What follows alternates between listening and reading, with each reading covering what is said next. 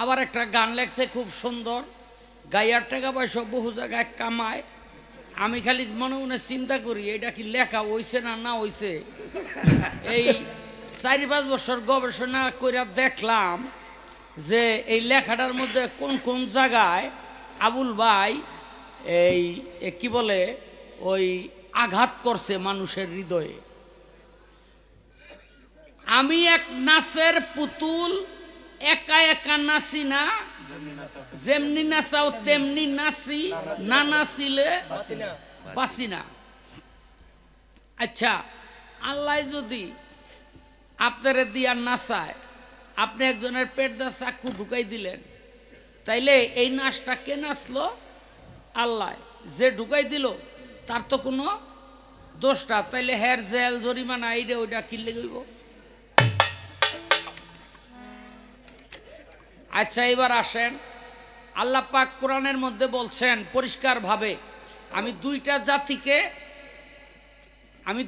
জাতিকে স্বাধীনতা দিয়েছি।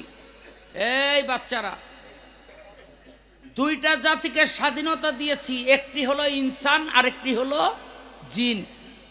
এই পৃথিবীতে জিন এবং ইনসান ছাড়া আখেরাতে কোনো জাতির বিচার হবে না।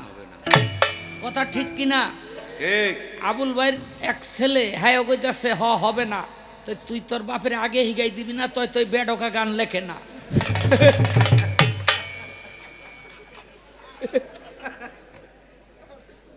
তাই জিন এবং ইনসান ছাড়া কারো বিচার আল্লাহ পাক করবে না, এটা হইল কোরআনের ঘোষণা।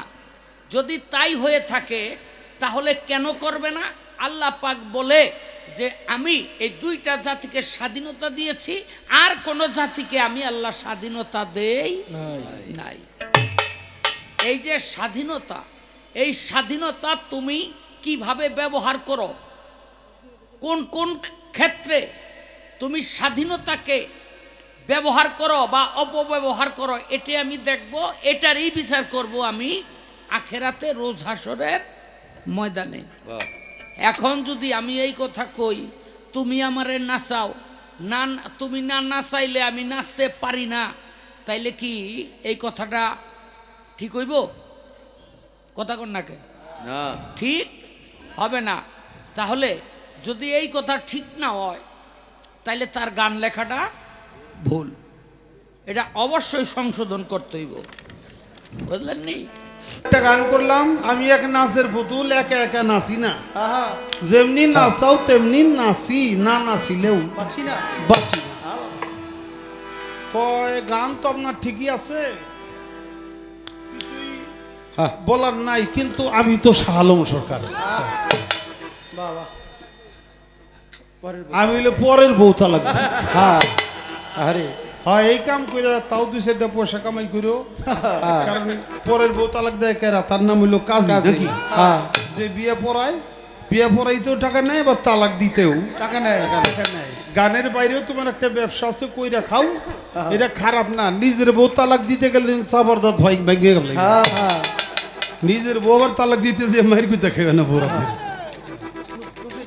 দাও, পরের ডাই তালাক দাও, কিছু পয়সা করে আসলে অসুবিধা কি? বিয়া পড়াইলেও টাকা, তালাক দিল। বিষয়টা কি বাবা, আমাদের মিরপুরে একজন শিল্পী আছে, একটু খাটো করে, মাথায় গোয়া থুবরি চুল, আপনারা কি নামটা জানেন? এই যে সিনেমা লাগছে মালিক সরকার, তার আর একটা নাম আছে, নামটা জানেন?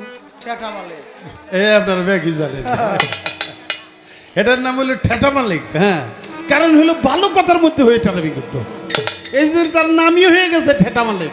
খালি ঠেটা মালিক না, আল্লাহর একজন নবী আছিল, তার নাম হলো মুসা নবী। এই মুসা নবীরও কইতো ঠেটা মুসা, হ্যাঁ ঠেটামি করতো। আর আজকে শাহ আলম সরকার এই ভালো কথায় হুদাহুদি ঠেটামি করবো, এটা হলো শাহ আলম ঠেটা।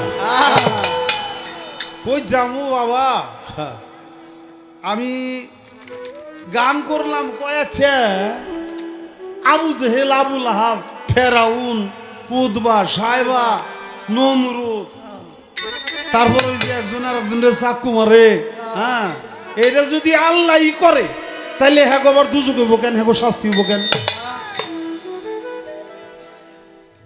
আল্লাহ পবিত্র কোরআনে বলছে আমি এক জালিম দিয়ে আর এক জালিমের বিচার করি। এটা পবিত্র কোরআনের কথা। যে নাকি চাকু মারে, যারে চাকু মারে হেও দেখেন গা আর একজন মাইরাইছে, এই জন্য আবার আর এক জালিমরে দিয়ে হেরে পালতে। আল্লাহ হইলো এই কাজ করে, এটা আল্লাহ পবিত্র কোরআনে বলে দিছে এক জালিমরে দিয়ে আর এক জালিমরে আমি শায়েস্তা করি, শাস্তি দিই।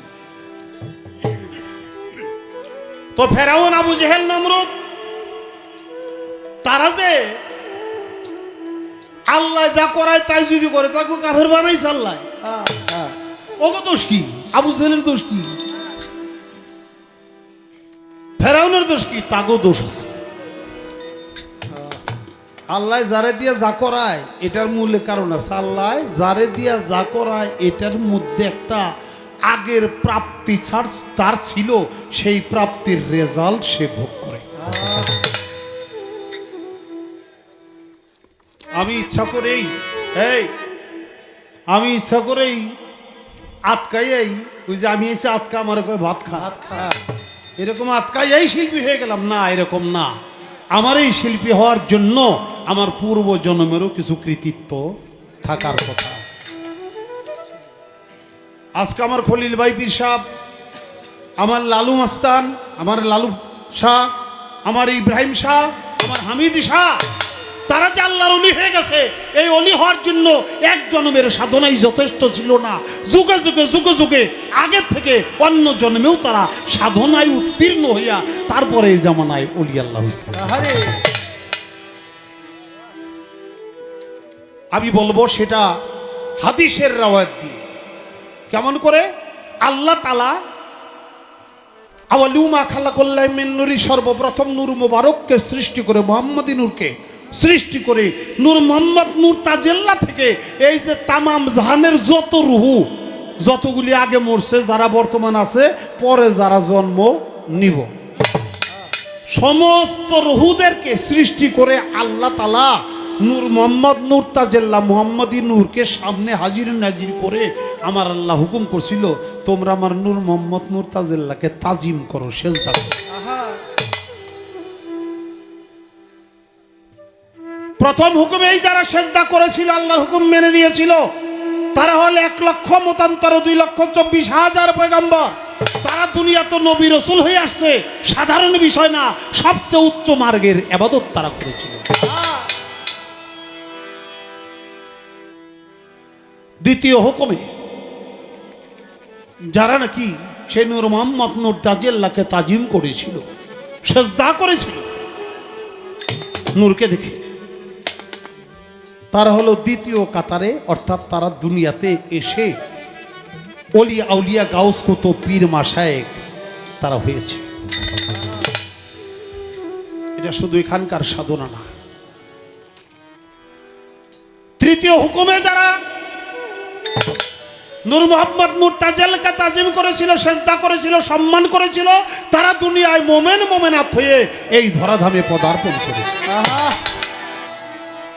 তৃতীয় হুকুমের পরেও যারা তেরা বেকা হইয়াছিল, নূর মোহাম্মদ নূর তাজেল্লাকে তাজিম করে নাই, তাদের অন্তর আল্লাহ মোহর মেরে দিয়েছে, তারাই হলো দুনিয়ায় উতবা, সাইবা, আবু জেহেল, আবু লাহাব, ফেরাউন এবং নমরুদ হয়ে এই ধরাধামে। শাহ আলম সরকার গান গাইব, আবুল সরকার গান গাইব, এটা আল্লাহ আগেই লিপিবদ্ধ করে দিয়েছে। একজন ওয়াজিন ওয়াজ করবে, এটা আল্লাহ আগেই লিখে দিছে। কে বিরোধিতা শত্রুতা করবে, আল্লাহ আগেই লিখে দিছে। ওই যে লেখার কারণটা হইল ওইটা। এই জন্যে সাধক রজ্জব আলী দেওয়ান বলছে, আমার দোষে আমি দোষী, তাই তো আমার গলায় ফাঁসি, বিচার করবে আমার কর্ম অনুসার, নির্দোষী মোর পরওয়ারদিগার। আল্লাহ হলো নির্দোষ, আল্লাহ কোনো দোষী না। আল্লাহ কর্মের রেজাল্ট দেয়। ওই জগতে আমি যা করেছি, এখানে তার রেজাল্ট আমি পেয়েছি।